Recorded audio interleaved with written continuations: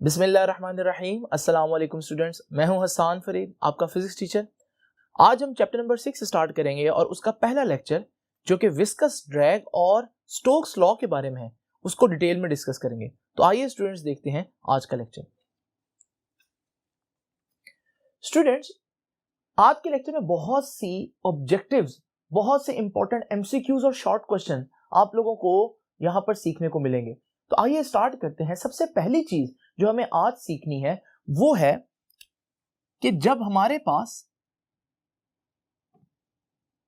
जितना भी मैटर है इस यूनिवर्स के अंदर, उस मैटर को हम दो कैटेगरीज में डिवाइड करते हैं, जिनमें से मैटर की एक कैटेगरी को हम सॉलिड कहते हैं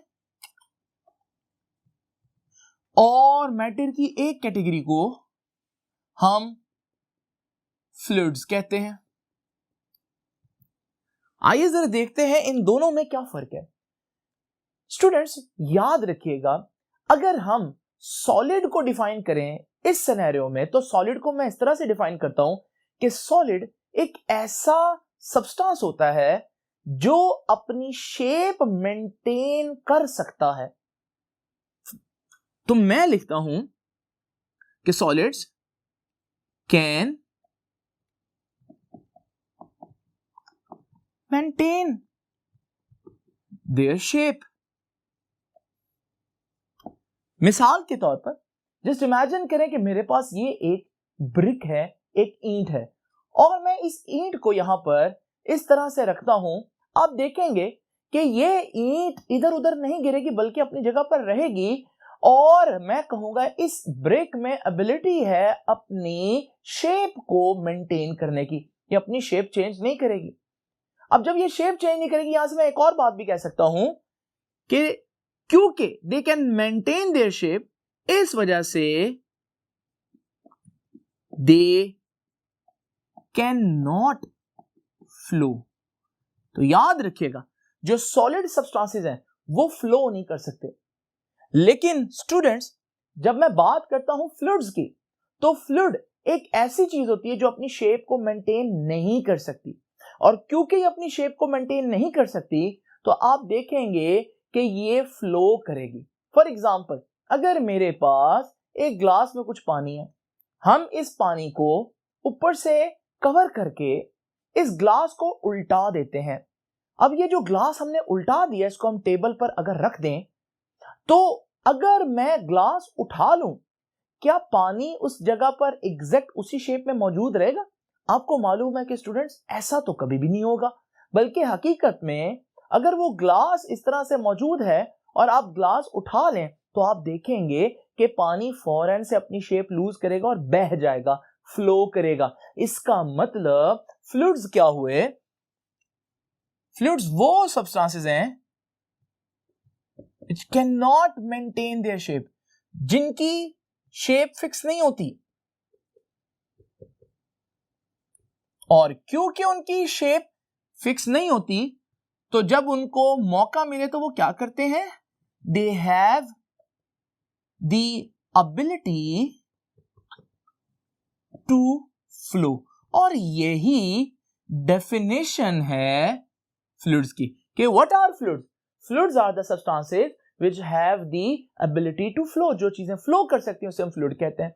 अब आम तौर पर बच्चे समझते हैं कि लिक्विड्स फ्लो कर सकते हैं, लेकिन स्टूडेंट्स याद रखिएगा, गैसेस भी इसी कैटेगरी में आती हैं। तो हम कह सकते हैं कि फ्लूइड में क्या क्या चीजें आ जाती हैं? Fluid consist of gases and liquids. Fluids में गैसेस भी आ सकती हैं और फ्लूइड्स में लिक्विड्स भी आ सकते हैं। तो ये तो हो गया थोड़ा सा इंट्रोडक्शन फ्लूइड्स के बारे में। अगर आप इस चैप्टर का नाम देखेंगे, चैप्टर नंबर 6 का, तो आपको पता चलेगा चैप्टर नंबर 6 का नाम है फ्लूइड डायनामिक्स। तो ये फ्लूइड डायनामिक्स क्या है? फ्लूइड डायनामिक्स बेसिकली फिजिक्स की एक ब्रांच है। कैसी ब्रांच है? जिसमें आप फ्लूइड की डायनामिक्स को पढ़ेंगे। डायनामिक्स का मतलब है मोशन, फ्लूइड का मतलब मैंने आपको बता दिया कि वो चीजें जो फ्लो कर सकती हैं। तो फ्लूइड डायनामिक्स पर क्या हुई? It is the branch of physics that deals with the study of motion of fluids। दूसरी इंपॉर्टेंट बात स्टूडेंट कि जो फ्लूइड्स होते हैं उनकी एग्जांपल्स क्या हैं। याद रखिएगा, जब हम फ्लूइड्स में कहते हैं कि गैसेस भी आ सकती हैं, लिक्विड्स भी आ सकती हैं, तो आप इसमें क्या क्या एग्जांपल दे सकते हैं? आप एग्जांपल दे सकते हैं हनी की, आप इसमें एग्जांपल दे सकते हैं वाटर की, इसमें एग्जांपल दी जा सकती है एयर की, क्योंकि एयर गैस है। और एक क्वेश्चन जो बच्चे अक्सर पूछते हैं कि सर प्लाज्मा क्या है, तो याद रखिएगा स्टूडेंट्स कि प्लाज्मा भी फ्लूइड है। ये तो हो गया हमारे पास फ्लूइड की बहुत ज्यादा इंपॉर्टेंट डेफिनेशन जो मैंने आप लोगों को बताई। अब अगली चीज जो है स्टूडेंट्स वो है इस फ्लूइड की एक बड़ी इंपॉर्टेंट प्रॉपर्टी जो कि आप लोगों ने नोट भी की होगी। स्टूडेंट्स, आप लोगों ने एक बात नोट की होगी, अगर हमारे पास पानी का एक ग्लास हो और हम इस ग्लास को पोर करें तो सारा का सारा पानी एक साथ बाहर आ जाता है। लेकिन अगर यही ग्लास हमारे पास शहद से भरा हो, हनी से, तो फिर जब हम इस ग्लास को पोर करेंगे तो आप देखेंगे कि शहद एक साथ बाहर नहीं आएगा, बल्कि आहिस्ता आहिस्ता शहद जो है वो बाहर आएगा। अब हैं तो दोनों फ्लूइड्स, पानी भी और शहद भी, लेकिन पानी और शहद में कोई तो डिफरेंस है। जो पानी इतनी इजीली फ्लो कर रहा है जबकि शहद जो है वो इतनी आसानी से फ्लो नहीं कर पा रहा। वो क्या डिफरेंस है इनका आपस में, उसको बोलते हैं विस्कोसिटी। तो आइए अंडरस्टैंड करते हैं इस नई टर्म को जिसे हम बोलते हैं विस्कोसिटी। दोबारा से उस एग्जांपल को देखते हैं। जरा आप हनी की एग्जांपल देखें। अगर जब आप हनी को पोर कर रहे हैं तो आप देखेंगे कि वो बड़े आराम आराम से नीचे आएगा। उसकी वजह ऐसे लगती है जैसे हनी की जो एक लेयर है, हनी की दूसरी लेयर उसको बहुत ज्यादा फ्रिक्शन दे रही है। इसी तरह जो तीसरी लेयर है वो दूसरी लेयर को बहुत फ्रिक्शन दे रही है। तो यानी कि हम यहां से कंक्लूड कर सकते हैं कि जब हमारे पास एक फ्लूइड हो तो उसकी डिफरेंट लेयर्स आपस में फ्रिक्शन टाइप एक इफेक्ट देती हैं, उसे हम बोलते हैं विस्कोसिटी। यानी विस्कोसिटी फ्लूइड्स में वही रोल अदा करती है, इसका वही मायने है तकरीबन जो कि सॉलिड्स में फ्रिक्शन का था, क्योंकि फ्रिक्शन मोशन को अपोज करती थी, चीजों को रोकती थी, स्लो डाउन करती थी। बिल्कुल ऐसा ही कुछ रोल जो है वो हमारे पास विस्कोसिटी का होता है फ्लूइड्स में। तो what is viscosity? It is defined as the frictional effect between different layers of a fluid।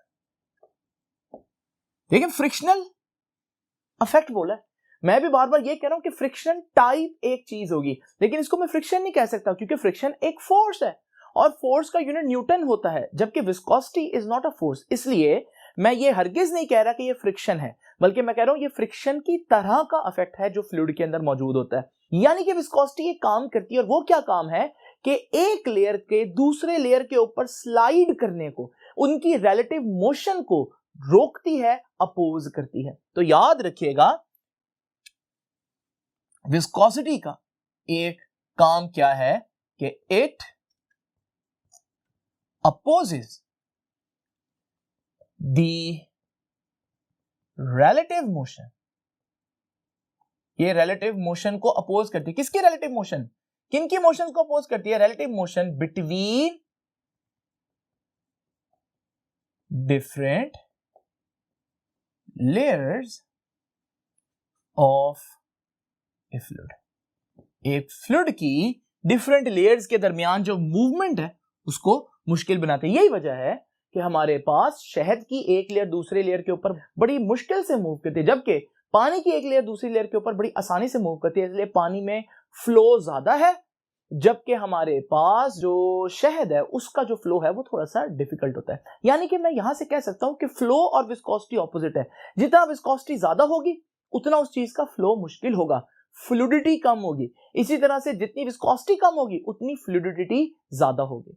अब अगली बात जरा देखते हैं स्टूडेंट्स, विस्कोसिटी को मेजर कैसे करना है। याद रखिएगा, विस्कोसिटी को मेजर करने के लिए हमारे पास एक नई फिजिकल क्वांटिटी है जिसे हम बोलते हैं कोएफिशिएंट ऑफ विस्कोसिटी। और कोएफिशिएंट ऑफ विस्कोसिटी जो है वो विस्कोसिटी मेजर करने का तरीका है।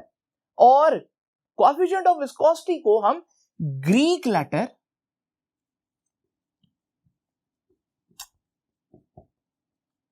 ईटा से रिप्रेजेंट करते हैं, और ईटा को स्टूडेंट्स ऐसे लिखते हैं।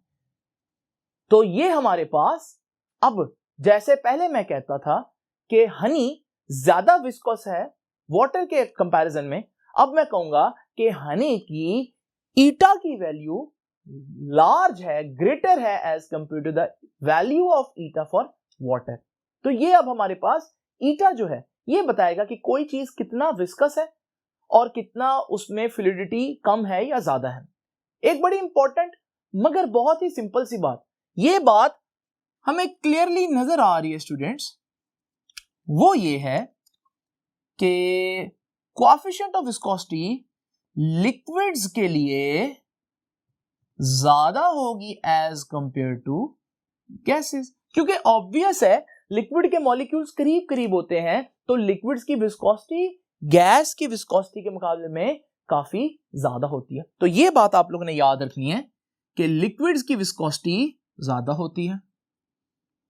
दूसरी इंपॉर्टेंट बात, इस विस्कोसिटी को टेम्परेचर से क्या फर्क पड़ता है जरा देखते हैं students. Affect of temperature on viscosity. Viscosity पर टेम्परेचर को क्या इफेक्ट होता है। इसमें स्टूडेंट्स हमारे पास दो डिफरेंट रिजल्ट्स हैं, याद रखिएगा। पहले हम बात करते हैं लिक्विड्स के लिए। For liquids viscosity decreases with increase in temperature। याद रखिएगा, दूसरे अल्फाज में मैं अगर सिंपल बात करूं तो मैं कह सकता हूं कि viscosity is inversely proportional to temperature, यानी कि मैं जितना टेम्परेचर को ज्यादा करूंगा उतना विस्कोसिटी कम हो जाएगी। लेकिन यह भी इंपॉर्टेंट बात है कि जब हम बात करते हैं ना लिक्विड्स की, तो उसमें विस्कोसिटी किस वजह से होती है। इन लिक्विड्स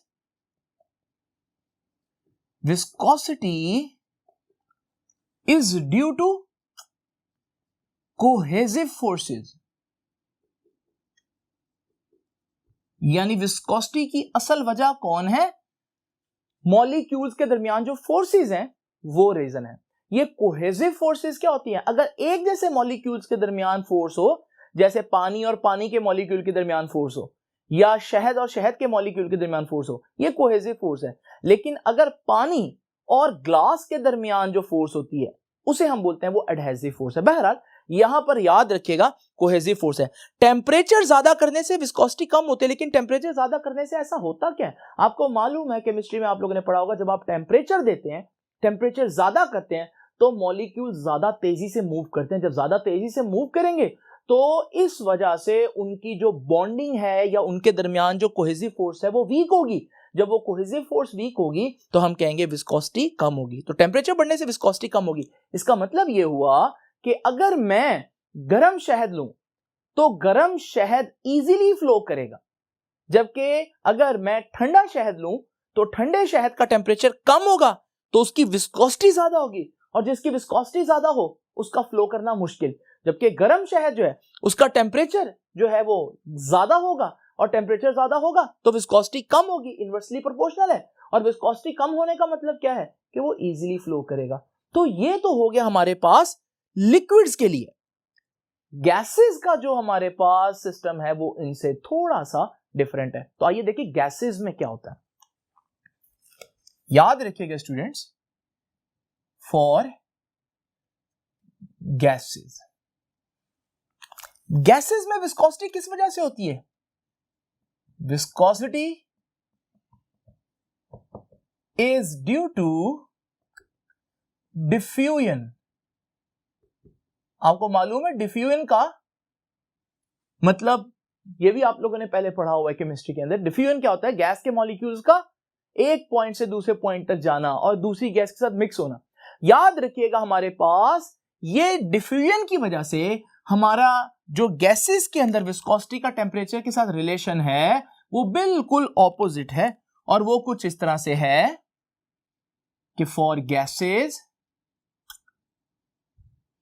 viscosity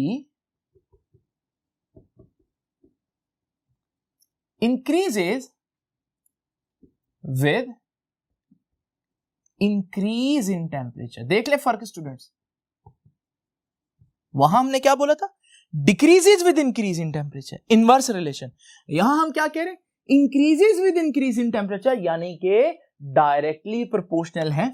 तो ये हमारे पास रिलेशन बिल्कुल ऑपोजिट हो गया। देख रहे हैं, इनवर्स और यहां डायरेक्ट। ये क्या कह रहा है कि अगर आप टेम्परेचर ज्यादा करेंगे तो विस्कोसिटी भी ज्यादा होगी। क्यों? क्योंकि टेम्परेचर ज्यादा करने से मॉलिक्यूल की मूवमेंट तेज हो जाती है, जिससे डिफ्यूजन बढ़ जाती है, rate of diffusion. Now students, यहां से हम कह सकते हैं कि शहद के लिए मैंने क्या बोला था? गर्म शहद इजीली फ्लो करेगा, फिर ठंडा शहद। तो हमने इसका आंसर निकाला था कि गर्म शहद, क्योंकि गर्म शहद का टेम्परेचर ज्यादा और टेम्परेचर ज्यादा विस्कोसिटी कम, और जब विस्कोसिटी कम होगी तो हम कहेंगे कि ये इजीली फ्लो करेगा। लेकिन अगर मैं आपसे यही सवाल करूं एयर के बारे में कि हवा है और एक ठंडी हवा है और एक गर्म हवा, कौन सी ज्यादा इजीली फ्लो करेगी? तो अब याद रखिएगा, जिस हवा का टेम्परेचर ज्यादा होगा, हॉट एयर, उसकी विस्कोसिटी ज्यादा होगी। जिसकी विस्कोसिटी ज्यादा होगी वो मुश्किल से फ्लो करेगा। यानी शहद गर्म हो तो इजीली फ्लो करेगा, लेकिन हवा गर्म हो तो वो मुश्किल से फ्लो करेगी। तो ये है स्टूडेंट्स हमारे पास इफेक्ट ऑफ टेम्परेचर। एक आखिरी चीज वो भी बड़ी इंपॉर्टेंट है कि ये जो हमारे पास ईटा है, इसका यूनिट क्या होता है? तो बजाय मैं इसका यूनिट यहां पर डिस्कस करूं, मैं पहले अगला फार्मूला आप लोगों के साथ डिस्कस करता हूं और फिर मैं यूनिट की तरफ आता हूं। स्टूडेंट्स, अब डिस्कस करते हैं एक और नई चीज जिसे हम बोलते हैं ड्रैग फोर्स। तो ये विस्कस ड्रैग या ड्रैग फोर्स क्या होती है जरा देखते हैं।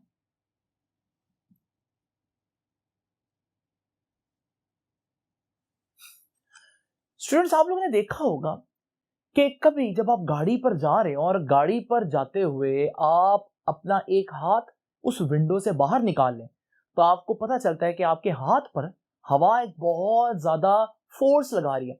अब हवा तो फ्लूइड है, अब इस वक्त हवा फोर्स लगा रही है मुझ पर, लेकिन मुझे पता नहीं चल रहा। लेकिन जब स्पीड ज्यादा होती है तो मुझे अच्छा खासा फील होता है जैसे मेरे बाजू पर कोई फोर्स लग रही है। ये जो फोर्स लगती है जब आप किसी फ्लूइड के अंदर से पास कर रहे हो, इसे हम बोलते हैं कि ये एक ड्रैग फोर्स है। तो ड्रैग फोर्स क्या हुई बेसिकली? ड्रैग फोर्स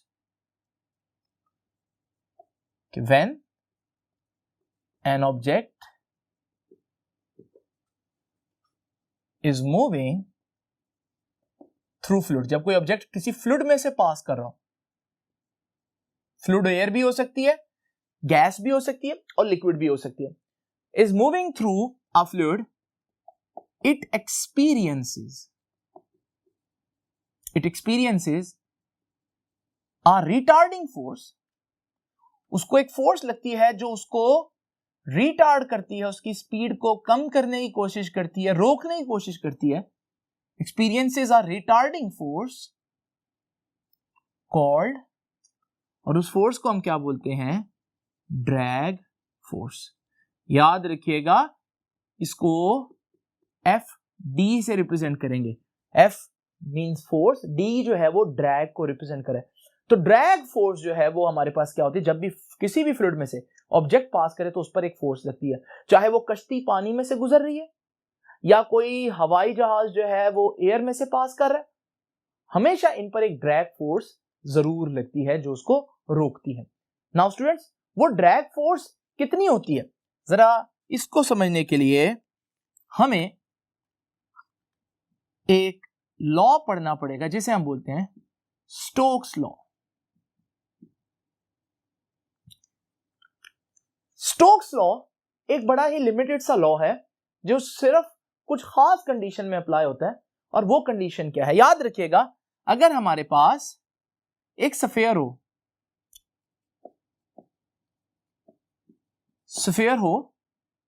जिसका रेडियस r हो और वो मूव कर रहा हो स्पीड v से, कहां मूव कर रहा हो, एक फ्लूइड में से थ्रू ए फ्लूइड जिसकी विस्कोसिटी कितनी हो, ईटा हो, तो फिर उस पर फोर्स तो लगेगी। अब हम लोगों ने डिस्कस किया कितनी लगेगी फोर्स, तो याद रखिएगा, will experience a drag force given by Stokes law. तो उस पर कितनी फोर्स लगेगी वो हमें स्टोक्स लॉ बता सकता है। स्टोक्स लॉ क्या है, इस इक्वेशन को स्टोक्स लॉ कहते हैं जो मैं अभी आप लोगों के सामने लिख रहा हूं कि drag force is equal to 6 pi eta r v. Students, बड़ी इंपॉर्टेंट इक्वेशन है ये, और इसको बड़े ही तवज्जो से देख लीजिए। ये ड्रैग फोर्स है और इसका फॉर्मूला है 6 पाई ईटा आर वी, यानी कि यहां से हम कह सकते हैं कि ड्रैग फोर्स किन फैक्टर्स पर डिपेंड कर रही है। ड्रैग फोर्स 3 फैक्टर्स पर डिपेंड कर रही है। नंबर 1, विस्कोसिटी पर। विस्कोसिटी ज्यादा होगी तो ड्रैग फोर्स ज्यादा होगी। फॉर एग्जाम्पल, अगर मेरे पास एक ऑब्जेक्ट है और इस ऑब्जेक्ट को पहले मैं पानी में गिराऊं, पानी में से गुजरने पर भी इस पर फोर्स लगेगी, और अगर मैं इसी ऑब्जेक्ट को शहद में, हनी में गिराऊं, तो आप देखेंगे हनी इसकी स्पीड को बहुत कम कर देगा। यानी कि किसमें इसको ज्यादा ड्रैग फोर्स का सामना करना पड़ा, तो डेफिनेटली हनी में। तो हनी में क्यों, क्योंकि हनी की विस्कोसिटी ज्यादा है, और हम लोगों ने पढ़ा कि जिसकी विस्कोसिटी ज्यादा, उस लिक्विड में से पास करने पर ड्रैग फोर्स भी ज्यादा लगेगी। दूसरी इंपॉर्टेंट चीज, दूसरा फैक्टर जिस पर ड्रैग फोर्स डिपेंड कर रही है वो है आर। आर मतलब उस ऑब्जेक्ट का रेडियस।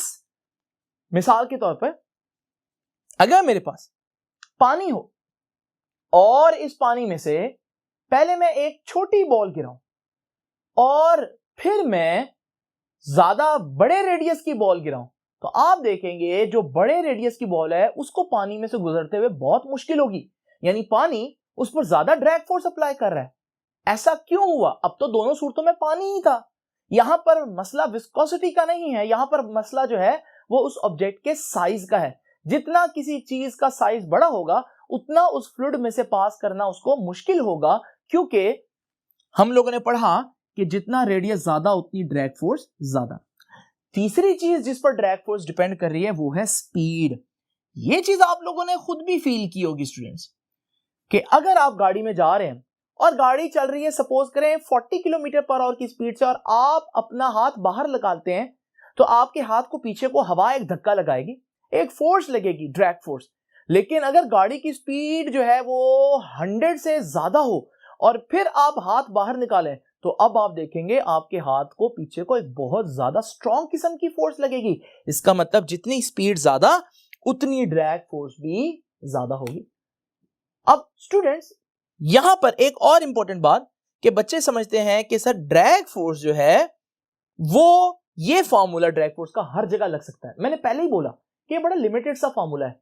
क्यों? क्योंकि इसकी कुछ लिमिटेशंस मैं आप लोगों के साथ डिस्कस करता हूं। तो limitation of Stokes law. Stokes law की क्या लिमिटेशंस है जरा देखते हैं। पहली लिमिटेशन क्या है कि इस फॉर्मूला के अंदर आर है।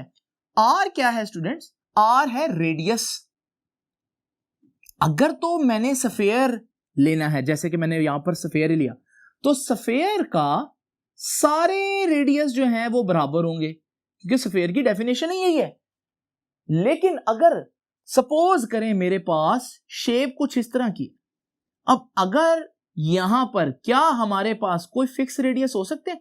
कहीं से डिस्टेंस ज्यादा बनेगा, कहीं से डिस्टेंस कम बनेगा, तो फिर मैं कौन सी वैल्यू पुट करूंगा? इसका मतलब अगर मैं ये फॉर्मूला अप्लाई करना चाहता हूं तो मेरे पास आर की एक वैल्यू होनी चाहिए, एक रेडियस होना चाहिए। और एक रेडियस कब होगा? जब हमारा ऑब्जेक्ट एग्जैक्ट स्फेरिकल होगा। इसका मतलब अगर आप स्टोक्स लॉ लगाना चाहते हैं तो उसकी पहली शर्त है कि सिर्फ और सिर्फ सफेयर्स पर लगेगा। अब यानी कि अगर आप गाड़ी की बात करेंगे तो गाड़ी पर स्टोक्स लॉ नहीं लग सकता, क्योंकि गाड़ी जो है वो एक यूनिफॉर्म रेडियस की चीज नहीं है। तो इसका मतलब पहली लिमिटेशन क्या हुई? ओनली एप्लीकेबल टू सफेयर्स, सिर्फ सफेयर पर लग सकती है। दूसरी चीज स्टूडेंट्स, आप देख रहे हैं force is directly proportional to speed. ये बात सिर्फ ट्रू है एट लो स्पीड्स। अगर आपकी स्पीड थोड़ी बहुत है, बहुत ज्यादा नहीं है, फिर तो ड्रैग फोर्स और स्पीड के दरमियान लीनियर रिलेशन है, यानी कि ये डबल होगा तो ये भी डबल होगा, ये 3 टाइम्स होगा तो ये भी 3 टाइम्स होगा। लेकिन अगर आप बहुत ज्यादा स्पीड पर जाते हैं तो फिर हमारे पास इनका सिंपल डायरेक्ट रिलेशन खत्म हो जाता है। फिर ये हायर पावर्स के इनवर्सली डायरेक्टली प्रोपोर्शनल होगी। मिसाल के तौर पर फिर मैं अगर इसको डबल करूंगा तो हो सकता है ये 4 टाइम्स हो जाए, या हो सकता है मैं इसको डबल करूं तो ये 9 टाइम्स हो जाए, यानी कि इसमें थोड़ा सा चेंज, इसमें बहुत ज्यादा चेंज लाएगा। तो इसका मतलब ये फॉर्मूला कब एप्लीकेबल है? Only applicable at low speeds. Now students, आज की आखिरी बात, और वो ये है कि विस्कोसिटी के यूनिट्स क्या थे। पहले मैंने यूनिट क्यों नहीं बताया? क्योंकि अब मैंने फार्मूला डिस्कस किया, अब इसी फार्मूले से यूनिट्स निकाल लेते हैं। तो यूनिट्स ऑफ विस्कोसिटी यानी कि ईटा। देखिए स्टूडेंट्स, यूनिट आप देख रहे हैं, फार्मूला देख रहे हैं आप, 6 पाई ईटा आरवी। मैं इसी फार्मूले को लिखता हूं दोबारा से।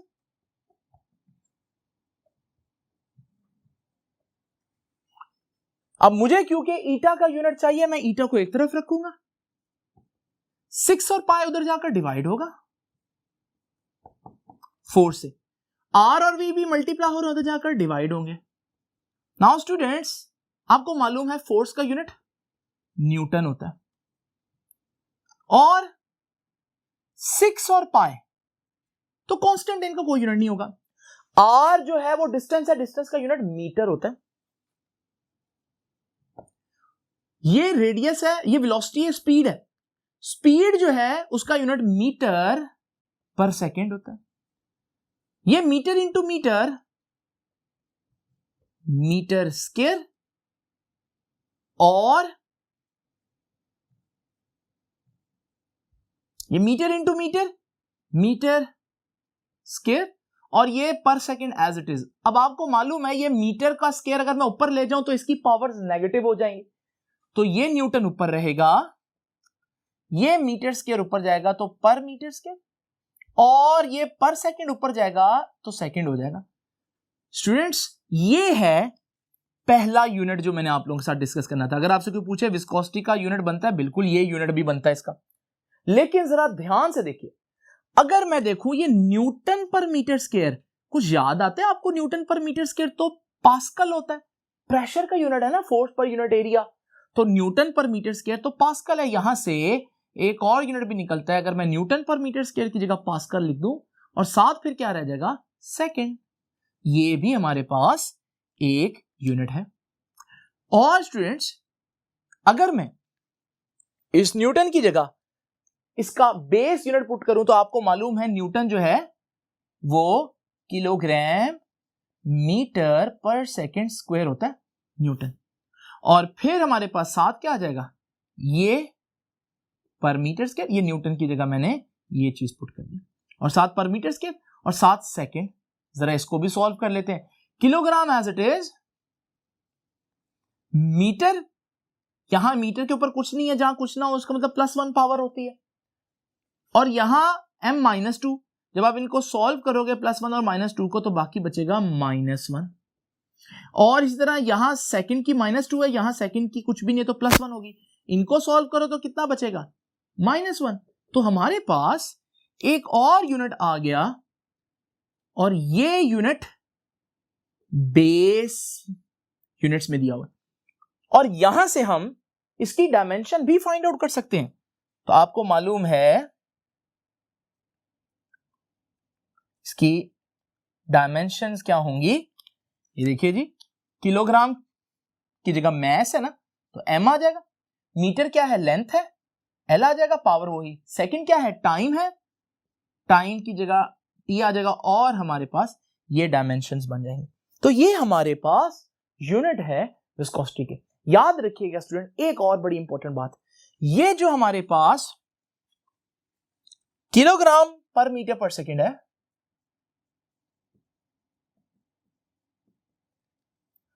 अगर मैं इसको कहूं ये MKS यूनिट है, MKS क्योंकि मीटर में, किलोग्राम और सेकंड में, इसे बोलते हैं ये MKS यूनिट है। ये चैप्टर नंबर 1 में मैंने डिस्कस किया हुआ है।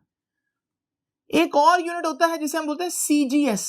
CGS में मीटर की जगह सेंटीमीटर होता है, तो मीटर की जगह जब मैं सेंटीमीटर लगाऊंगा तो यहां सेंटीमीटर आ जाएगा। किलोग्राम की जगह ग्राम होता है, तो यहां जो किलोग्राम है उसकी जगह ग्राम लिख दूंगा, और सेकंड की जगह सेकंड ही रहेगा, तो वो एज इट इज, तो पावर्स वही की वही। ये भी एक यूनिट बनता है हमारे पास, लेकिन ये जो है ये MKS यूनिट नहीं है, ये SI यूनिट नहीं है, बल्कि ये CGS यूनिट है। इसको वैसे हम एक और नाम देते हैं, पॉइज। तो याद रखिएगा, ये कुछ छोटी सी जो है वो ऑब्जेक्टिव है। स्टूडेंट, आखिरी बात जो जहां पर मैं लेक्चर को कंक्लूड करूंगा वो ये है कि बच्चे बिल्कुल विस्कोसिटी को भी ऐसे समझ लेते हैं जैसे फ्रिक्शन के बारे में वो गलत सोचते हैं कि फ्रिक्शन एक ऐसी चीज है जो बिल्कुल नेगेटिव चीज है, फ्रिक्शन हमेशा चीजों को रोक रही है, इस वजह से फ्रिक्शन का इमेज काफी बुरा होता है बच्चों के जहन में, और वो समझते हैं कि ये यूजलेस चीज है। लेकिन हकीकत ये है कि आपको मैंने बताया था चैप्टर नंबर 3 में कि फ्रिक्शन ना होती तो हम चल भी ना सकते, गाड़ियां स्टार्ट भी ना हो सकती, क्योंकि फ्रिक्शन होगी तभी हम जो है वो कदम जमा सकेंगे। फ्रिक्शन बहुत यूजफुल चीज है, बिल्कुल ऐसे ही विस्कोसिटी भी है। तो विस्कोसिटी को ये ना समझना कि विस्कोसिटी जो है वो यूजलेस चीज है। आपका जो बॉल पॉइंट, जब बॉल पॉइंट कैसे वर्क करता है, वो जब आप उसको पेपर के पास लेकर आते हैं तो वो इंक पेपर के ऊपर क्यों रह जाती है, उसकी वजह जो है वो विस्कोसिटी। अगर विस्कोसिटी ना होती कभी भी बॉल पेन से आप लिख ना सकते। तो स्टूडेंट, ये था आज का लेक्चर। आई होप कि ये चीजें आपको समझ में आएंगे। अगर आप फ्लूइड डायनामिक्स को अच्छी तरह से अंडरस्टैंड करना चाहते हैं तो आज का लेक्चर जो है वो बहुत क्रूशियल है, क्योंकि इसमें सारी वो टर्मिनोलॉजीज हैं जो आगे चल के आपके पूरे चैप्टर में बार बार यूज होंगी। तो आई होप कि आप इसको अच्छी तरह से कर लेंगे। आपसे मुलाकात होगी नेक्स्ट लेक्चर में, तब तक के लिए अल्लाह हाफिज।